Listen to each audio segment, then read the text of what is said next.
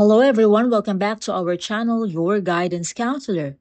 In today's video, pag-uusapan po natin ang homeroom guidance for Grade 7, Quarter 1. I-explain ko po ang laman ng bawat module, kung anong linggo ito ituturo, at anong mga focus ng bawat isa. At the end of this video, ipapakita ko po sa inyo ang QR code ng mga modules para mas madali ninyo silang ma-access.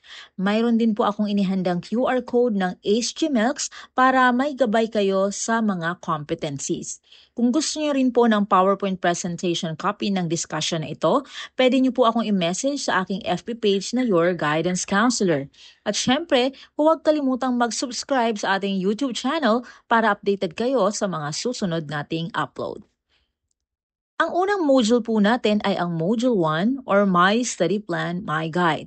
Itinuturo po ito for weeks 1 and 2. Ang focus nito ay on time management at study habits. So ang mga bata ay tuturuang gumawa ng study plan para mabalance nila ang school, bahay at leisure. Sa module na ito, may mga activities tulad ng pagsusulat ng kanilang daily routine, pag-identify ng time wasters, at paggawa ng simpleng study schedule.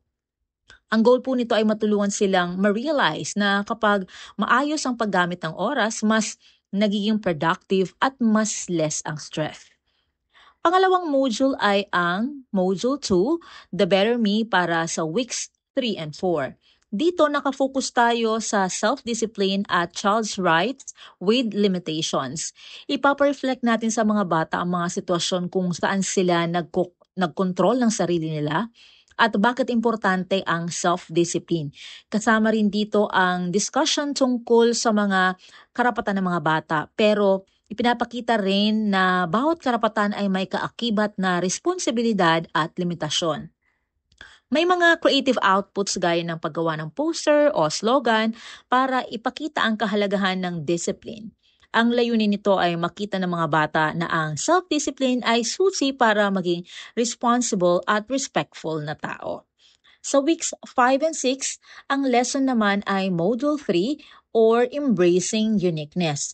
Dito, tutulungan natin ang mga bata na ma-appreciate ang kanilang uniqueness at ma-recognize din ang uniqueness ng iba, lalo na sa kanilang pamilya at mga kaibigan. May mga activity gaya ng pagpapakilala ng kanilang special talent o trait, drawing or writing activity para may pakita ang kanilang uniqueness at sharing kung paano nakakatulong ang differences para mas maging maganda ang samahan. Ang mensahe ng module na ito is diversity is strength. Natututo tayong irespeto at tanggapin ang iba kapag una nating tinanggap ang sarili natin.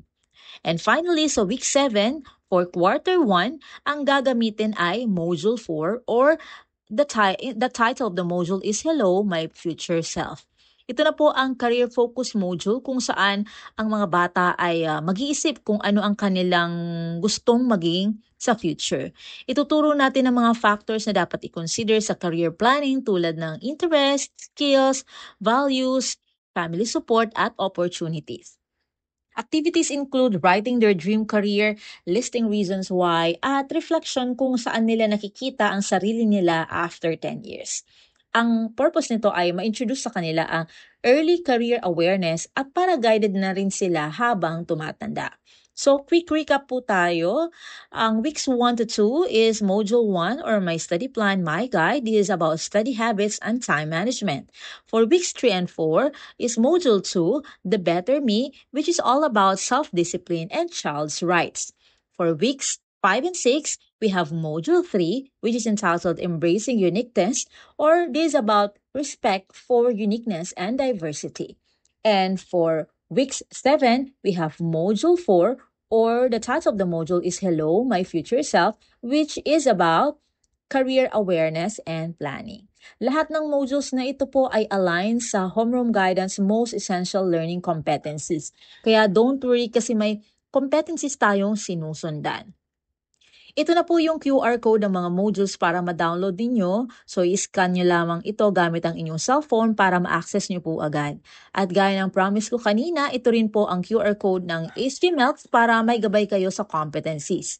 Kung gusto nyo po ng copy ng PowerPoint presentation ng lesson guide na ito, ng mga lesson ng mga homeroom guidance, I-message na lamang po ako sa aking FB page na Your Guidance Counselor. Maraming salamat po sa panonood. Sana nakatulong ito sa inyong pagtuturo ng homeroom guidance sa grade 7. Don't forget to like this video, share with your co-teachers, and subscribe to our channel, Your Guidance Counselor, para updated kayo sa mga susunod na HG guides. See you sa next video.